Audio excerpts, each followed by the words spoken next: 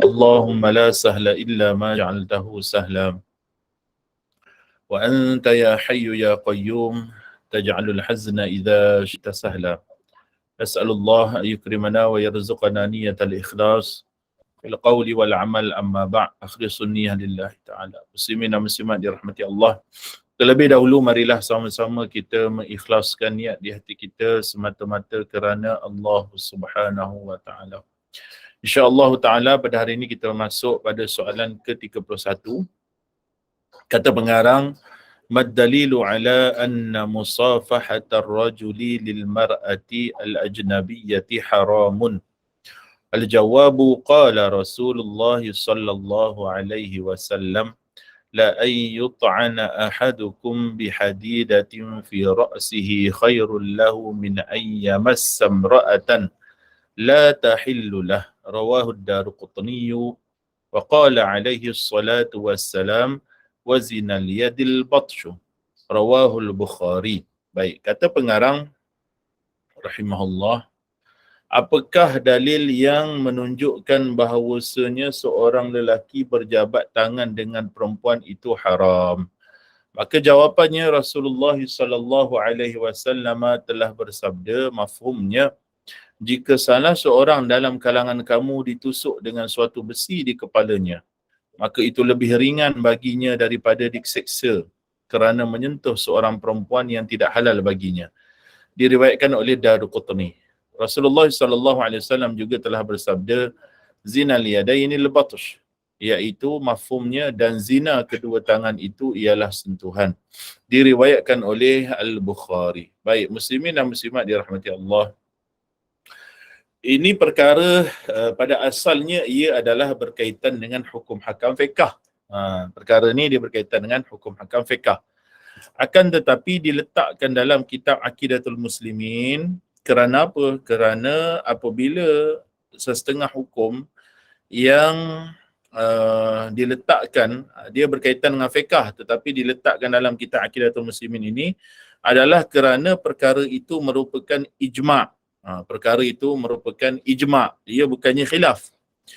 Jadi apabila perkara itu telah ijma' dan tidak boleh untuk seseorang berkhilaf dengan perkara yang ijma' sesuai dengan kaedah la masagh lil ijtihadi fi mawridin nas.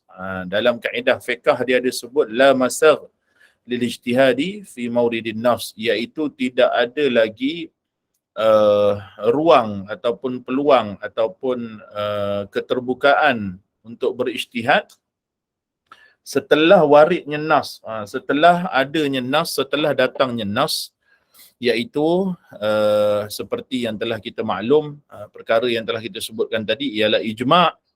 Maka di antara perkara yang menjadi nas yang qat'i di dalam ilmu usul fiqh ialah al-ijma'. Dia ada tiga nas yang qat'i di dalam fiqh, iaitu yang pertama, apa yang kita faham ialah pertama Al-Quran, yang kedua ialah hadis yang mutawatir, okey, ataupun al-hadis al-mutawatirah, dan yang ketiga ialah al-ijma', okey. Yang ketiga adalah ijma'. Maka bila mana seseorang dia bercanggah dengan ketiga-tiga ini, maka itu adalah bahaya bagi dirinya. Kerana apa? Kerana hukum mengingkari perkara yang qat'i seperti mengingkari Al-Quran atau mengingkari sunnah yang mutawatirah, hadis yang mutawatir, atau dia mengingkari perkara yang telah diijma'kan oleh para ulama'. Yakni bila kita sebut ijma' ni, para ulama' ni maksudnya ialah mujtahidin, okey, ulama' yang berstatus mujtahid, yang mana telah berlaku kesepakatan mereka terhadap suatu perkara pada suatu zaman, seperti kesepakatan para mujtahidin bahawasanya solat zuhur 4 rakaat contohnya, maka itu telah diijma'kan. Tidak boleh seseorang dia datang buat ijtihad, saya ijtihad solat zuhur untuk zaman sekarang adalah 2 rakaat je sebab masa kita dah semakin pantas, kita pun kerja semakin sibuk, maka saya ijtihad solat zuhur 2 rakaat. Tak boleh dah. Kerana apa? Kerana benda itu qat'i. Benda itu qat'i. Maka bila qat'i, tidak boleh ada lagi ijtihad.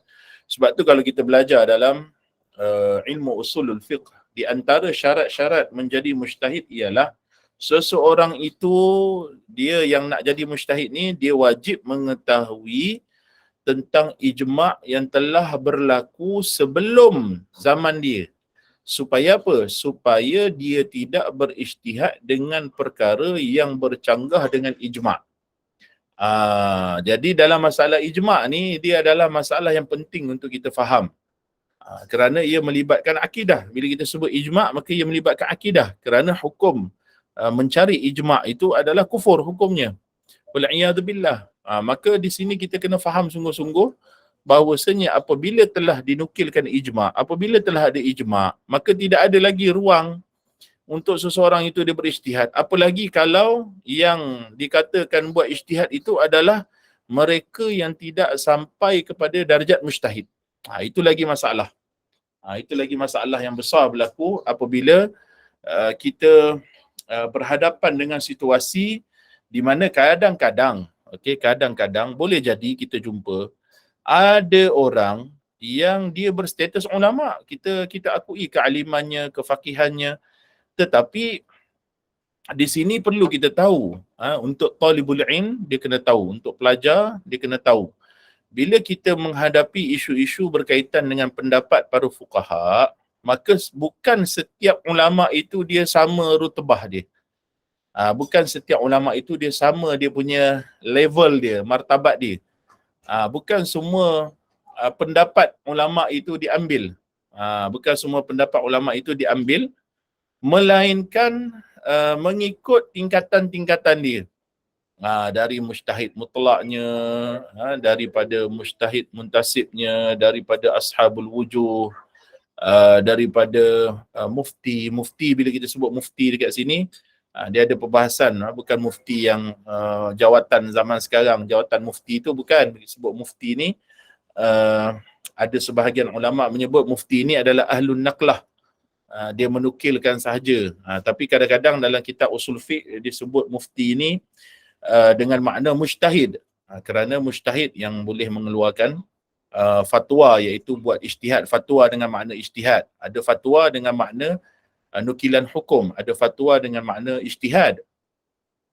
Maka di sini kita bukannya boleh meraihkan semua pendapat. Itu akan jadi mazhab asal ada qaul. Maknanya kalau kita berhadapan dengan beberapa situasi, kadang-kadang kita akan dapati ada sebahagian orang dia cenderung untuk memilih pendapat yang sesuai dengan selera dia. Walaupun pendapat ijma' ada ni, tapi oleh kerana tak sesuai dengan hawa nafsu dia, tak sesuai dengan selera dia, kerana takut jawatannya itu dia dipecat daripada jawatan dia atau diturunkan daripada jawatannya, atau kerana keduniaan, takut tak dapat panggilan ceramah lagi, takut tak dapat panggilan mengajar lagi bayaran ribu-ribu, takut tak dapat panggilan radio, takut tak dapat panggilan TV, forum dan sebagainya. Maka mereka cenderung mencari pendapat-pendapat yang bukan daripada ahli ijtihad pun, bukan daripada ashabul wujuh pun, bukan daripada ulama-ulama yang mempunyai mansab, yang mempunyai status di dalam mazhab, tetapi mungkin pendapat sahibul hawashi dipanggil, pendapat sahibul hawashi, iaitu ada ulama yang statusnya hanya sekadar sahibul hawashi, dia buat hasyiah, dia buat nota tepi. Dekat kitab-kitab para ulama yang besar, dia buat nota tepi. Itu dipanggil hasyiah, hawashi. Maka ulama itu mungkin statusnya hanya sekadar sahibul hawashi, dia tidak mencapai darjat mujtahid dan sebagainya. Dan kadang-kadang sahibul hawashi ini, biasa manusia dia ada kekurangan, semua manusia ada kekurangan, termasuklah para ulama kita tidak memaksumkan para ulama kita. Maka ada sebahagian ulama sahibul hawashi ini berkemungkinan sama ada dalam kitabnya ada orang yang menyusupkan sesuatu perkara yang bercanggah dengan ijma', ataupun boleh jadi dia tidak sampai kepadanya perkara tersebut, iaitu tidak sampai kepadanya tentang ijma' sesuatu perkara, kerana dia bukan mujtahid dan dia tak nak jadi mujtahid pun. Dia hanya sekadar sahibul hawashi. Maka sahibul hawashi ini Dia bukan seperti mujtahid yang dituntut ke atasnya untuk mengetahui ijma' yang telah berlaku sebelumnya.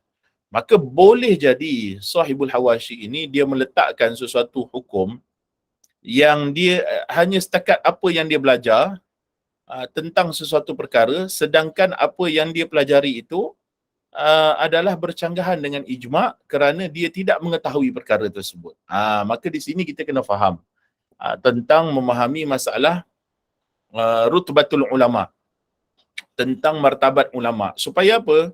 Supaya ia menjadi suatu kayu ukur, suatu kayu ukur kepada kita untuk memahamkan sesuatu masalah. Kalau bertembung, ada ulama kata menukilkan daripada kitab sekian, daripada kitab sekian, daripada kitab sekian, bahawasanya para ulama telah berijma'. Kemudian tiba-tiba ada muncul satu kitab yang nama kitab itu mungkin terkenal di kalangan kita, kitab yang masyhur, tetapi kitab itu bukanlah kitab rujukan yang mu'tabar, bukan kitab yang menjadi sandaran dalam menentukan sesuatu hukum dan sebagainya. Lalu diambil pendapat daripada kitab itu dan meninggalkan pendapat kitab mu'tabar. Ini menjadi masalah. Ini menjadi masalah. Sebab apa? Sebab sahibul hawashi itu dia tidak ada autoriti untuk mengeluarkan ijtihad. Manakala para ulama yang mujtahid ini mereka berautoriti untuk mengeluarkan ijtihad. Kita kata sebagai contoh. Okay, sebagai contoh, kalau kita dalam satu syarikat pun, kita ada yang atas sekali, mungkin ada board of director yang bersidang untuk menentukan sesuatu hala tuju syarikat, untuk menentukan sesuatu undang-undang dalam syarikat tu dan sebagainya, rules and regulation dalam syarikat tu. Kemudian di bawah BOD kita ada CEO maybe, CEO dan timbalan CEO dan pegawai-pegawai kanan, dan kemudiannya pegawai-pegawai, kemudiannya barulah kumpulan-kumpulan pelaksana, kumpulan sokongan dan kumpulan pelaksana. Seperti kalau kita dalam kerajaan, kita ada grade seawal grade 11, pemandunya, penghantar suratnya, kemudian 19, grade 29, kemudian naik kepada kumpulan pelaksana grade 41, grade 44, kemudian naik kumpulan yang atas lagi seperti grade 48, 52, 54, Jusa C, Jusa B, Jusa A, turus 1, 2, 3 dan sebagainya. Maka kita faham tartib dia. Maka dalam satu organisasi, dia ada tartib dia. Begitu juga dalam satu mazhab, dia ada tartib dia, autoriti dia. Walaupun kita kata yang eksekutif ni, dia ada kuasa dia tersendiri, tetapi kuasanya terhad kepada yang di bawahnya. Contohnya kalau nak minta cuti, ni saya bagi contoh dalam kerajaan.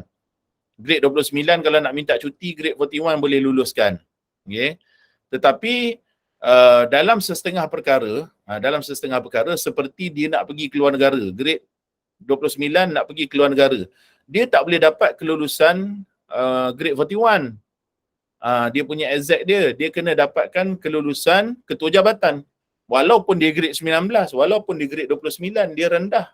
Walaupun selama ini dia hanya menjawab kepada grade 41, tetapi dalam setengah perkara, dia tak boleh rujuk kepada 41. Dia kena rujuk kepada yang lebih besar kerana masalahnya lebih besar. Bila pergi luar negara, ada melibatkan isu ini, isu itu, isu ini, maka ketua jabatan bertanggungjawab. Maka hanya ketua jabatan saja yang boleh memberikan kelulusan. Maka begitu juga kita dalam mazhab. Kalau hukum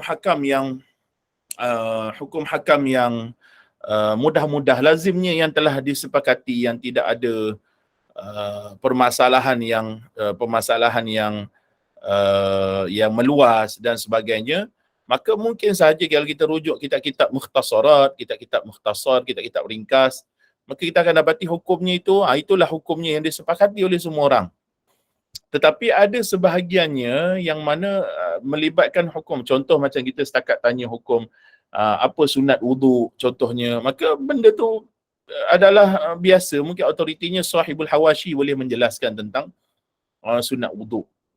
Tapi apabila melibatkan perkara yang lebih besar, contohnya melibatkan soal akidah contohnya, dalam masalah yang sebagaimana yang telah kita jelaskan sebelum ni, dalam masalah hukum orang yang meyakini bahawasanya Allah Ta'ala itu jisim, duduk atas arash contohnya, maka kita telah nukilkan beberapa kitab, hatta dalam mazhab Syafi'i sekalipun kita telah menukilkan kitab-kitab bahawasanya barang siapa yang berkata dan meyakini bahawasanya Allah Ta'ala itu duduk di atas arash, maka dia terkeluar daripada Islam. Maka ini semua yang berautoriti telah menjelaskan. Tiba-tiba kita jumpa satu atau dua, dia ulama, alim, tetapi dia tidak ada autoriti dalam mazhab. Dia hanya sahibul hawashi contohnya. Lalu dia berkata barang siapa yang kata Tuhan duduk atas arash tu belum kufur lagi, tetapi fasik. Maka di sinilah akal kita memainkan peranan dalam memahami sesuatu permasalahan. Kalau kita boleh faham masalah tata cara kerja dalam sesebuah organisasi dan tata cara kelulusan dalam sesebuah organisasi, ada benda yang boleh diluluskan peringkat bawah, ada benda yang kena luluskan ketua jawatan. Maka begitu juga kita memahami tentang apa yang disebut sebagai autoriti di dalam mazhab, bila mana kalau ada sahibul hawashi yang bercanggah dengan kalam mujtahidnya, ijtihad para mujtahid, apatah lagi jika benda tersebut telah diijma'kan. Jika benda itu telah diijma'kan, dinukilkan ijma', bukan satu kitab, bahkan banyak kitab menukilkan ijma', maka di sini kita kena faham, qaul yang seperti ini tidak boleh dipegang. Tidak boleh dipegang. Kita tidak mentohmah ulama yang mengatakan itu dengan perkataan yang tidak baik. Tidak, kita mengiktiraf keilmuan dia alim dan sebagainya. Tetapi dalam masalah-masalah seperti ini, kita tidak mengambil qaulnya kerana qaulnya itu bercanggah dengan qaul yang lebih berautoriti. Maka di sini bila kita faham masalah ini, maka kita faham. Boleh jadi ada seseorang yang berkata ataupun dia ambil gambar, contohnya dia ambil gambar syekh sekian yang bersalam dengan wanita dalam akhbar, dalam media, terpampang bahawasanya syekh itu, syekh ini, daripada institusi itu, daripada institusi ini. Tengok, dia pun salam dengan perempuan. Itu bukan dalil bahawasanya salam perempuan itu harus. Itu bukan dalil bahawasanya menyentuh wanita yang bukan mahram itu adalah harus. Meskipun ia dilakukan oleh seorang yang dipandang alim oleh orang awam, mungkin dia dianggap sebagai ulama besar pada zaman ini, tetapi itu bukan dalil bahawasanya hukum itu adalah harus. Sebab apa? Sebab apabila wujud dalil nas yang jelas tentang sesuatu perkara, maka janganlah kita bercanggah tentang masalah ini apabila kita berhadapan dengannya. Kerana apa? Kerana kalau kita pilih hukum ikut hawa nafsu, sesuai dengan hawa nafsu kita, maka di mana kemuliaan sesebuah agama itu? Di mana kemuliaan agama Islam kita ni? Di mana kemuliaan mazhab itu sendiri?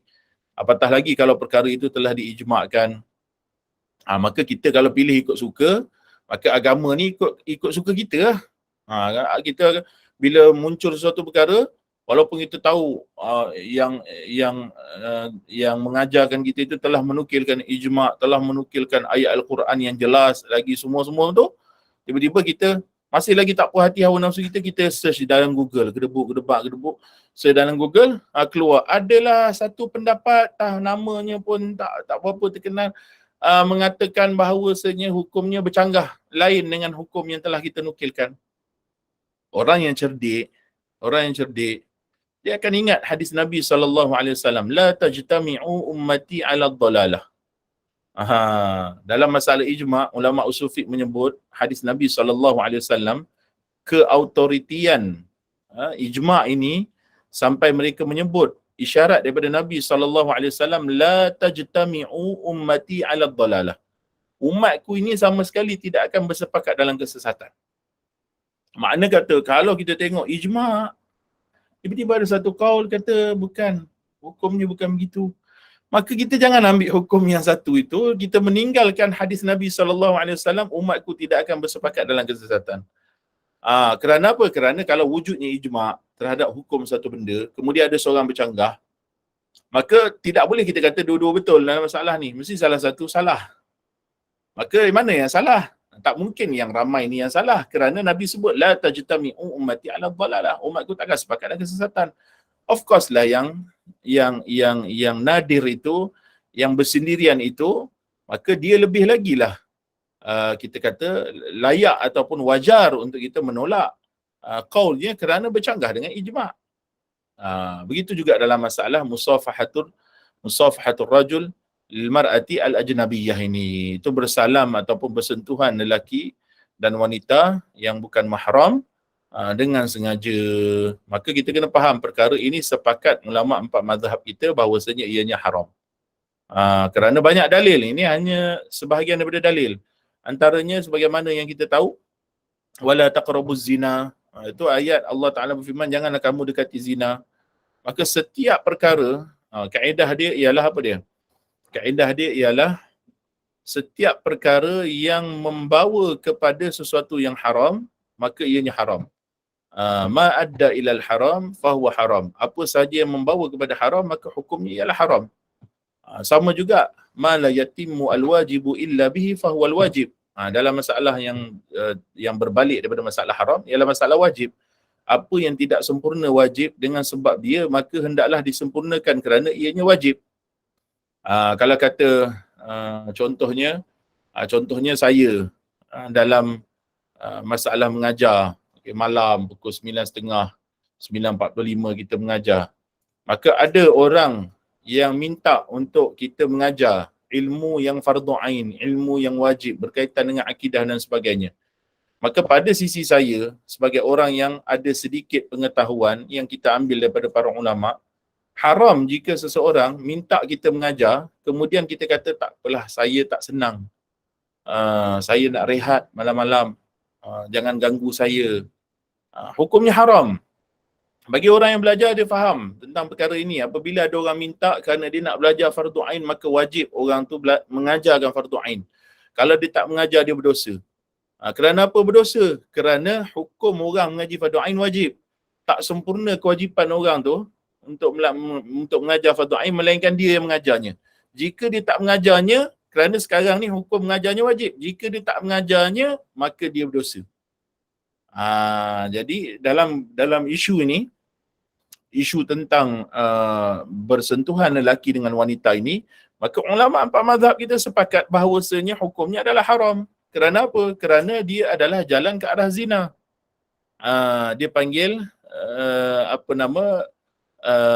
minaz zara'i ilal zina, iaitu di antara pintu-pintu jalan-jalan ke arah zina. Maka disekat saduz zara'i, disekat pintu untuk membawa kepada perkara yang haram ini dengan cara dalil-dalil Nabi, daripada hadis Nabi dan juga dalam Al-Quran tentang perkara ini. Maka bukan sahaja zina itu haram, tetapi jalan menuju kepada zina itu haram. Kerana kaedah dia ma'adda ilal haram fahuwa haram.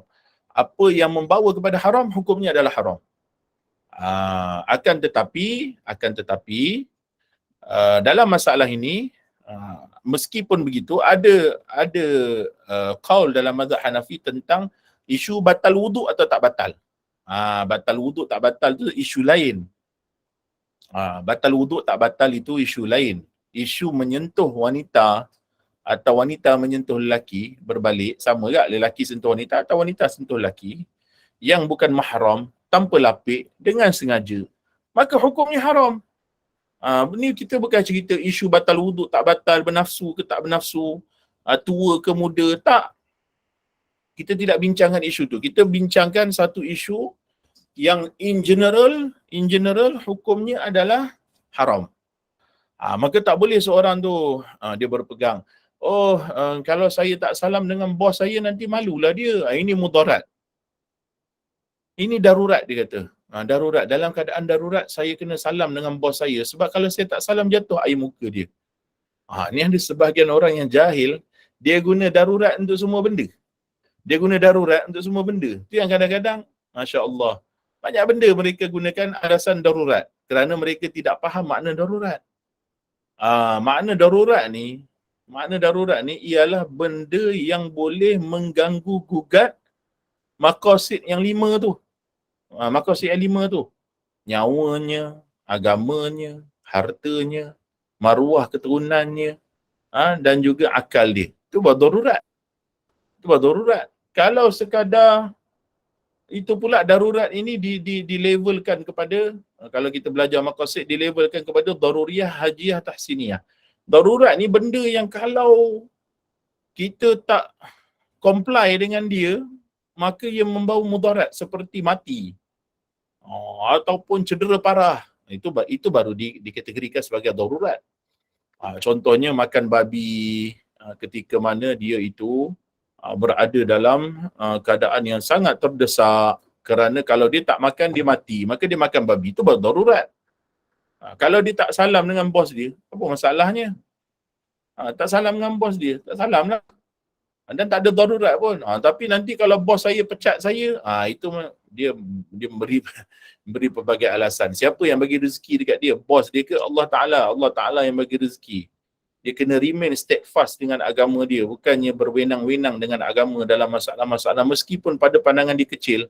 Tapi Nabi SAW menyebut dalam satu hadis yang telah kita nukilkan. Nabi sebut apa? La ayyut'ana ahadukum bihadidatin fi ra'si.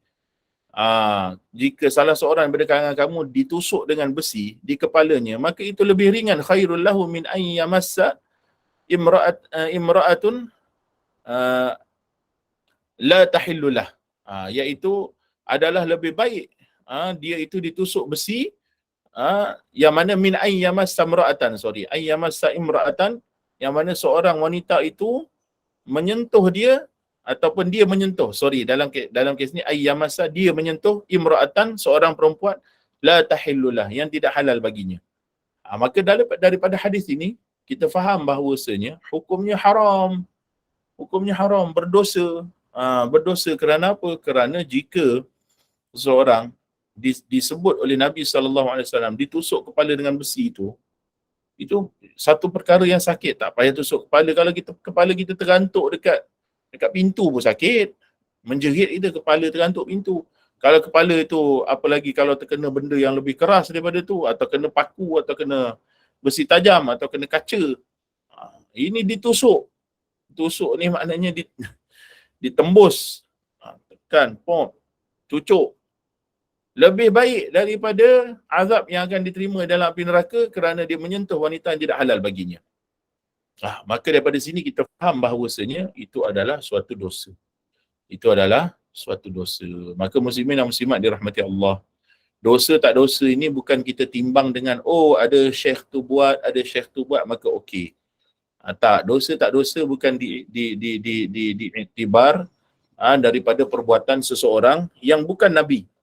Yang menjadi qudwah kita hanyalah Nabi SAW. Jika Nabi buat, okey, faham kita. Jika Nabi buat, maka itu boleh dibuat. Pada sesetengah perkara yang bukan hukum khas bagi Nabi. Jika Nabi tinggal, maka ia mungkin makruh ataupun ia mungkin haram. Itu kalau kita mengaji usul fiqh. Tapi Nabi SAW sendiri dalam masalah bersalam ataupun menyentuh wanita yang bukan mahram ini, Nabi sendiri SAW dalam urusan yang penting, bai'ah, kerana pada zaman Nabi SAW, bila sesuatu kaum itu nak memeluk agama Islam, dia akan berbai'ah dengan Nabi SAW. Maka Nabi akan buat musafahah, salam dengan setiap lelaki yang berbai'ah, tetapi tidak bagi wanita.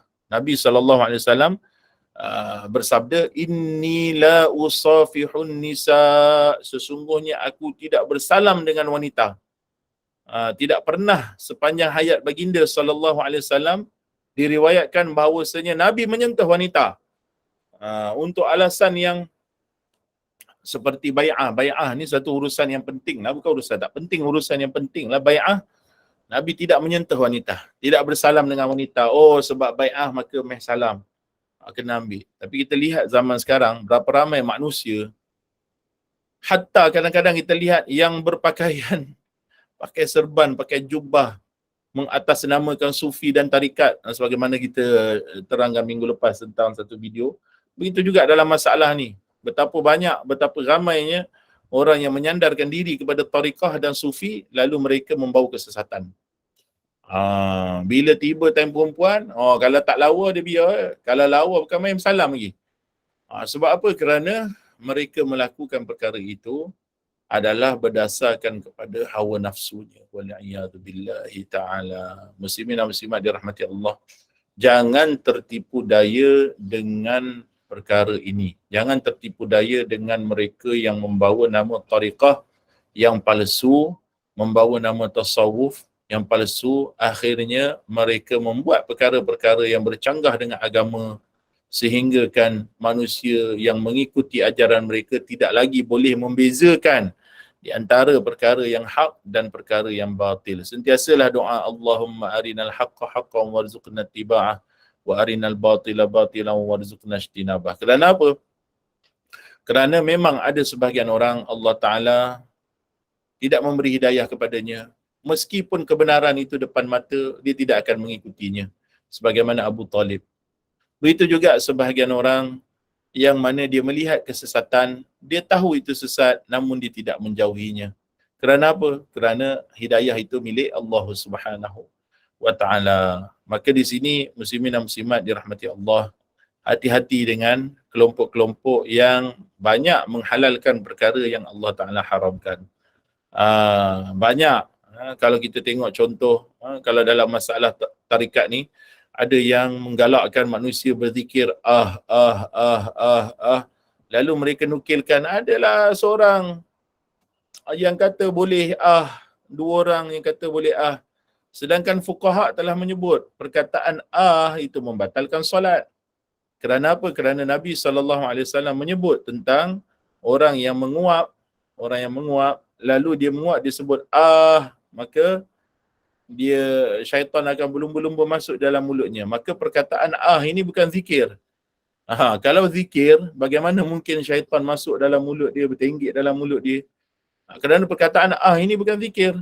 Bahkan ini merujuk kepada suatu lafaz yang menunjukkan kesakitan. Seorang yang buat bukan itu zikir, dia berzikir. Lalu kata ini zikir. Menujuk kepada Allah Subhanahu Wa Taala. Kenapa tidak berzikir Allah yang warid daripada Al-Quran dan juga daripada As-Sunnah? Kenapa nak zikir yang tidak ada warid dalam hadis Nabi SAW sekalipun? Tak ada. Dalam Al-Quran tak ada, dalam hadis pun tak ada. Maka muslimin dan muslimat dirahmati Allah, mereka akan cari juga. Sebahagian manusia dia akan cari juga. Ada kaul, satu kaul. Boleh pegang dengan ni. Ini khilaf. Lalu dibawa naratif kepada manusia, orang awam yang jahil, yang tak ada kaedah, yang tak ada malakah ilmu. Lalu mereka bawa perkara ini dengan mengatasnamakan khilaf. Khilaf, tengok itu ekstrim. Bahkan ada sebahagiannya, kalau bagi contoh macam saya dah biasa dah kena, ni ahbash. Sebab apa? Sebab kita membawa perkara yang ijma', kita nukilkan perkara yang ijma', yang mu'tabar daripada kalam ulama' yang mu'tabar. Dia mencari kalam yang tak mana-mana, lalu dia kata, lihat ada ulama' yang kata macam ni, ini khilaf. Yang tu ekstrim, ahbash. Wal'iyadu billah. Maka begitulah. Kita kata, barang siapa yang Allah Ta'ala kehendaki kebenaran, may yahdihillahu fala mudhillalah wa may yudlil fala hadiyalah. Maka bila mana kita masuk dalam sesuatu isu, kita kena faham tentang perkara ni, tentang rutbatul ulama, tentang rutbatul kutub, tentang martabat kitab, tentang dalil-dalil, adakah ianya qat'i ataupun mukhtalaf, benda yang muttafaq ataupun mukhtalaf, benda yang disepakati, benda yang tidak disepakati. Maka benda-benda ini main peranan. Jadi dalam proses pembelajaran, insya-Allah kita akan jumpa. Akhirnya kita sendiri akan macam tu. Kerana apa? Kerana memang manusia ni asalnya adalah kejahilan. Manusia ni semua asal tak tahu. Kemudian kita belajar baru kita tahu. Yang masalahnya bila kita tak belajar, kita perasan tahu. Itu yang problem. Manusia ni bila dia tak tahu, dia kena belajar baru dia tahu. Bila dia tak belajar, tapi dia perasan tahu. Google, semua Google. Orang yang Google ni kerana dia mencari kaul. Asal ada kaul. Dia jadi mazhab asal ada kaul. Tak kiralah kaul itu autoriti ke tak autoriti ke. Kalau dalam pejabat kerajaan contohnya, tiba-tiba hari Rabu dia bercuti. Kenapa kau cuti hari ni? Hari ni kerja. Tadi semalam aku tanya dengan kerani itu kata hari Rabu cuti. dia berpegang dengan perkataan kerani untuk dia bercuti pada hari Rabu, sedangkan hari Rabu tu adalah hari bekerja, semua seluruh Malaysia kerja, dia seorang je cuti. Itu tak munasabah bagi orang yang berakal. Tak munasabah bagi orang yang berakal. Muslimin dan muslimat dirahmati Allah. Begitu juga Nabi SAW telah bersabda, zina al-yadaini al-batash. Iaitu zina kedua tangan ini adalah al-batsh, iaitu menyentuh. Kerana lelaki dan wanita ini bila bersentuh itu, maka itu adalah di antara ruang ataupun peluang untuk syaitan dia membisikkan supaya manusia ni buat maksiat. Bahkan bukan sahaja sentuhan, hatta Nabi SAW menyebut tentang zina mata. Zina mata itu melihat aurat yang lain, melihat dengan pandangan syahwat, itu zina mata. Zina mulut pun ada, apabila seseorang dia buat perkataan-perkataan yang mengajak manusia ke arah maksiat, itu zina mulut. Maka ini semua ada zinanya masing-masing. Maka zina bagi tangan itu, zina bagi tangan itu ialah menyentuh wanita yang bukan mahram baginya. Baik, ada soalan?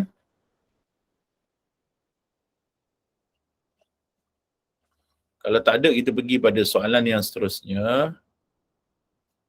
Soalan yang ke-32. Baik. Kena kecilkan sikit.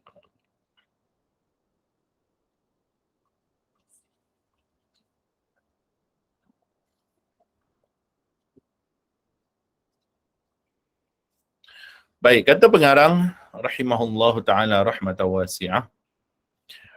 As-su'alu takallama an qira'atil Qur'ani 'ala al-mayyit. Al-jawabu qira'atul Qur'ani 'ala al-mayyit jaizatun. Qala ta'ala wa fa'alul khair. Surat Al-Hajj. Wa qala Rasulullah sallallahu alaihi wasallam iqra'u 'ala mautakum Yasin. Rawahu Ibn Hibban wa sahhaha. Wa ijma'u ahli al-haqqi 'ala jawazihi wa naf'ihi. Qala Syafi'i law qara'u عند قبره شيئا من القرآن كان حسنا ولو قرأوا القرآن كله كان أحسن. نقله النووي في رياض الصالحين. Baik. Kata pengarang, mafhumnya bincangkan tentang pembacaan Al-Quran untuk orang yang telah meninggal dunia. Jawapannya, pembacaan Al-Quran untuk orang Islam yang telah meninggal dunia adalah dibolehkan. Allah Ta'ala berfirman, mafhumnya, dan kamu lakukanlah kebaikan. Maka di sini kita faham, bila mana dinukilkan firman Allah wa fa'alul khair, ini adalah dalil umum. Dalil umum maknanya apa sahaja kebaikan, maka perkara itu boleh dilakukan. Kerana perintah Allah, lakukanlah kebaikan. Di mana keburukan dalam membaca Yasin? Tak ada. Tak ada. Kalau seseorang memandang baca Yasin itu buruk, itu dia ada masalah mental. Membaca Yasin adalah Al-Quran. Yasin adalah Al-Quran. Sebahagian daripada Al-Quran. Maka membaca Yasin adalah perkara yang baik. Dan apakah hukum membaca Yasin ke atas mayat atau ke atas jenazah? Hukumnya harus.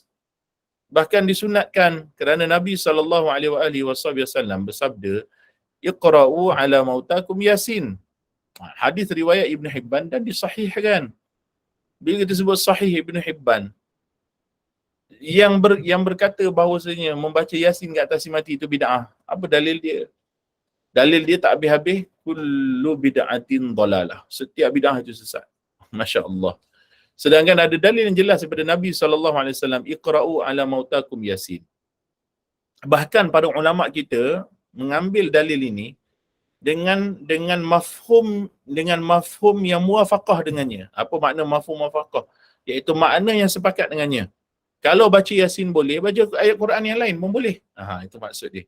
Maknanya bukan semata-mata bila Nabi sebut iqra'u 'ala mautakum Yasin, bacalah Yasin kat atas orang yang mati di kalangan kamu ini, maka surah lain tak boleh baca. Tak, surah lain pun boleh baca juga. Nak baca Fatihah ke, nak baca 3 Qul ke, nak baca apa sahaja surah yang dia boleh baca, dia boleh baca. Dia boleh baca ke atas jenazah yang meninggal dunia. Bahkan bukan sahaja baca Yasin itu ke atas jenazah. Baca Yasin itu kita boleh lakukan yang pertama ke atas tiga keadaan. Okay. Yang pertama, kita boleh baca ke atas orang yang sedang sakit. Orang yang sedang sakit. Moga-moga dengan barakah Yasin itu dikurangkan sakitnya. Kita bacakan Yasin ke atas orang yang sedang sakit. Yang kedua, kita bacakan Yasin ke atas orang yang sedang ihtadar. Orang yang sedang nak meninggal dunia, yang sedang sakarat, yang sedang berjuang untuk ruhnya keluar, maka pada saat itu dia memerlukan bantuan.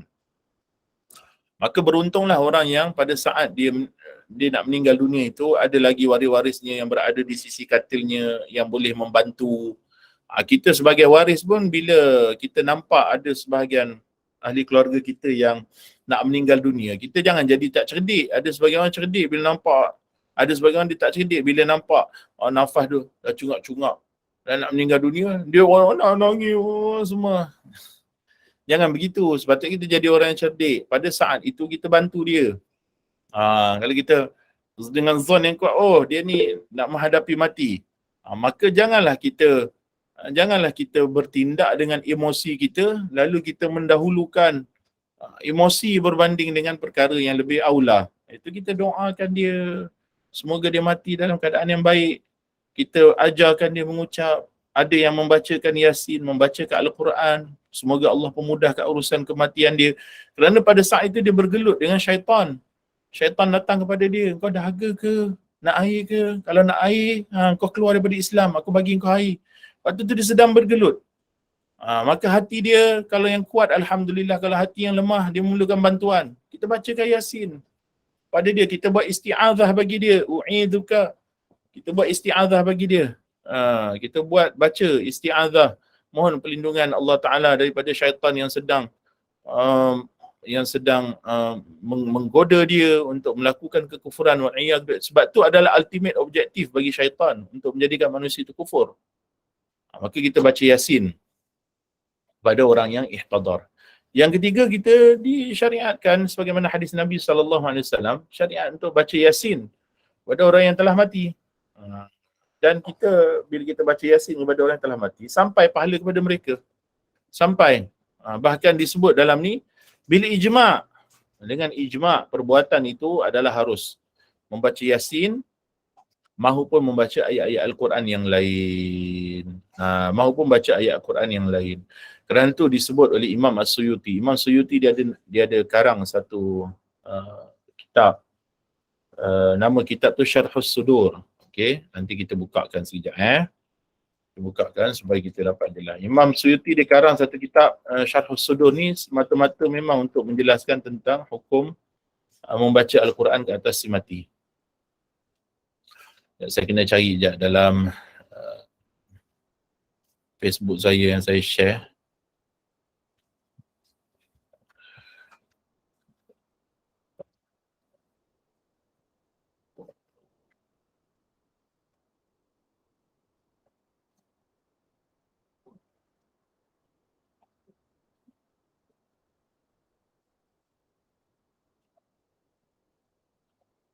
Okey.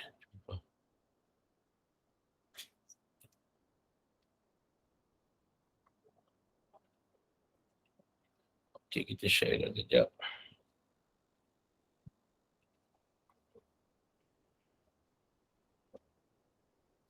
Nampak ke kitab ni?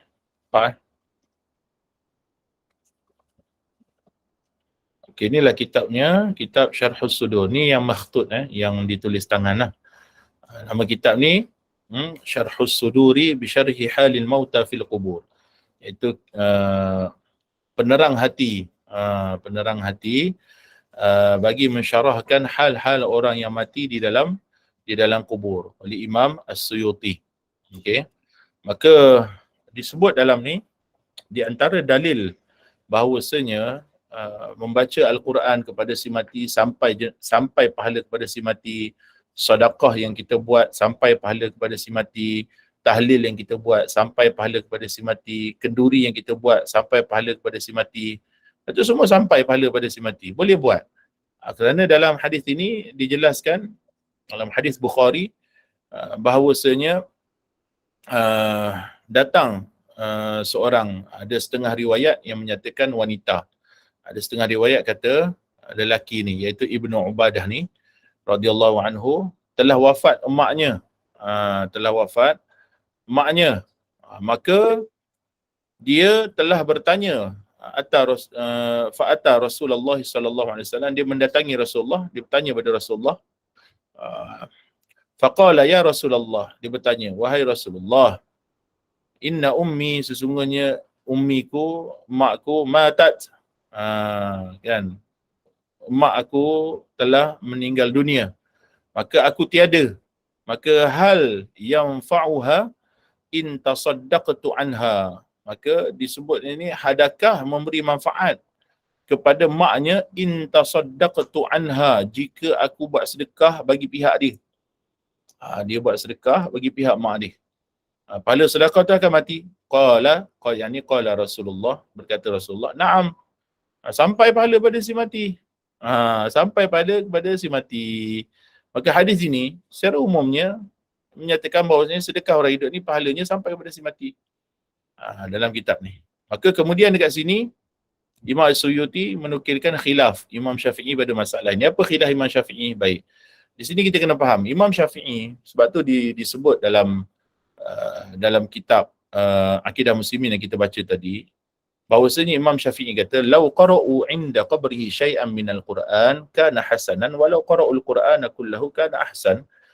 Keyword dia ialah Imam Syafi'i punya ijtihad bahawasanya jika nak sampai pahala bacaan Al-Quran kepada si mati, direct, dengan niat je, dia baca Quran, niat pahala bacaan sampai pada si mati, itu mestilah dengan cara dibaca di sisi kubur dia. Sebab tu kita perasan dengan setengah tempat, seperti di Kelantan contohnya, di Kelantan ada servis penunggu kubur dia panggil, tunggu kubur.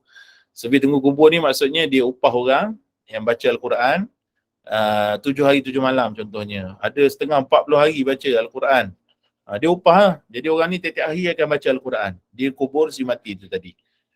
Kerana berpegang dengan pendapat Imam Syafi'i bahawasanya kalau nak pahala tu direct sampai pada si mati dengan niat sahaja, maka disyaratkan untuk dia itu baca di sisi kubur. Itu khilaf dia. Adapun 3 mazhab yang lain mengatakan dengan niat saja memadai. Sama ada dia tu dekat dengan kubur ataupun jauh daripada kubur. Sama ada contoh kubur mak dekat Melaka, dia dekat Selangor. Dia baca Quran, niat pahala bacaan sampai pada si mati. Maka ulama 3 mazhab kata sampai pada si mati. Kerana Allah Ta'ala qadirun ala kulli syai'. Allah Ta'ala maha berkuasa ke atas setiap sesuatu. Allah boleh je sampaikan pahala kepada si mati. Sebagaimana selawat kita, contoh selawat kita, bila kita selawat Allahumma salli ala Muhammad, Allahumma salli ala Muhammad, selawat kita ni ada malaikat khas, bila dia dengar kita berselawat, dia sampaikan kepada Nabi. Bukankah Nabi berada di Madinatul Munawwarah, kita kat Malaysia, sampai. Bahkan hari Jumaat kalau kita selawat sampai direct pada Nabi. Sampai direct kepada Nabi tanpa malaikat. Bila selawat Nabi tahu direct kita yang selawat kepada Nabi sallallahu alaihi wasallam. Maka khilaf Imam Syafi'i begitu.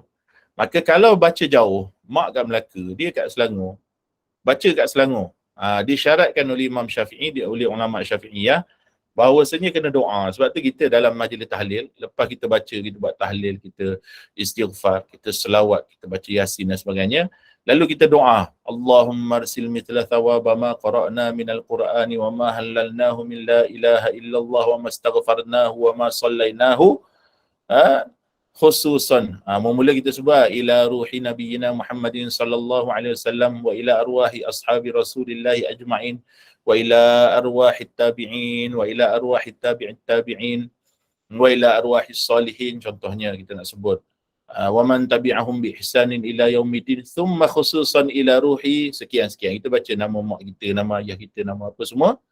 Maka kita doa. Disyaratkan kalau jauh, lepas baca kena doa, ya Allah, pahala bacaan ini sampaikanlah kepada si mati. Itu je dia punya khilaf di kalangan para ulama ni. Kemudian dalam ni okey, ada tentang Imam Izzuddin Abdus Salam. Pertama dia tak setuju bahawasanya sampai kepada si mati, tapi kemudiannya ditarik pendapat tu. Kerana apa? Kerana disebut kat sini Imam Suyuti Imam Suyuti menukilkan ijma'. Fakana dhalika ijma'an. Fakana dhalika ijma'an. Benda ini adalah ijma'. Maka bila telah ijma', dia kisah dekat sini. Kisah dekat sini ialah kisah bagaimana Imam Izzuddin Ibn Abdis Salam ni, dia kata tak sampai. Bi annahu la yasil ila al-mayyit thawabun, tak sampai kepada si mati pahalanya. Tapi setelah daripada tu ditarik balik pendapat dia. Disebut dekat sini, kuntu aqulu dzalik, aku sesungguhnya sebelum ini aku berkata fidarid dunya wal an, dan sekarang dia kata kat sini faqad raja'tu anhu, aku telah patah balik, aku tarik perkataan bahawa sini tak sampai pada si mati. Lamma ra'aitu, bila mana aku tengok, aku melihat, aku berpegang min karamillahi fi dhalik, yakni di antara keluasan rahmat Allah, kemuliaan Allah ialah Allah Ta'ala boleh saja menyampaikan kepada si mati pahala bacaan tersebut. Maka Imam Izzuddin Ibn Abdis Salam pun bersetuju dengan perkara ini. Maka kerana itu disebut kat sini ijma'. Maka bila sebut ijma', tak ada guna lagi kita berkhilaf tentang perkara ini, bahawasanya sampai kepada si mati akan pahalanya.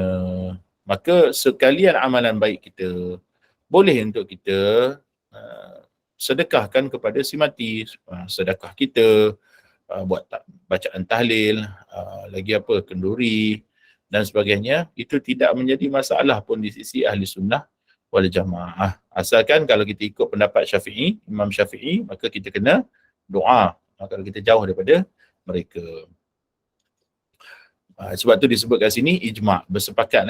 Kat sini bersepakat ijma', dan kita dah sebut dah kitab tadi Syarhus Sudur menuliskan ijma'. Begitu juga kita dah baca pendapat Imam Syafi'i yang ni. Baik, ada soalan kaitan? Alhamdulillah. Kalau tak ada soalan, kita berhenti setakat ni dulu. Barakallahu fikum, jazakumullahu ta'ala kulla khair, wallahu ta'ala a'lamu wa ahkam. Aku liqauli hadha, astaghfirullah li walakum walil mu'minina wal mu'minat. Alhamdulillahi rabbil alamin. Wassalatu wassalamu ala ashrafil anbiya wal mursalin wa ala alihi wa sahbihi ajma'in. Allahumma ghafir lana dhunubana wa liwalidina warhamhum kama rabbawna shighara. واغفر لنا ولمشايخنا ولمعلمينا ولمعلمات برحمتك يا أرحم الراحمين. اللهم ربنا ظلمنا أنفسنا وإن لم تغفر لنا وترحمنا لنكونن من الخاسرين. اللهم أرنا الحق حقا وارزقنا اتباعه وأرنا الباطل باطلا وارزقنا اجتنابه. اللهم ربنا آتنا في الدنيا حسنة وفي الآخرة حسنة وقنا عذاب النار. صلى الله على سيدنا محمد وعلى آله وصحبه وسلم. الحمد لله رب العالمين. السلام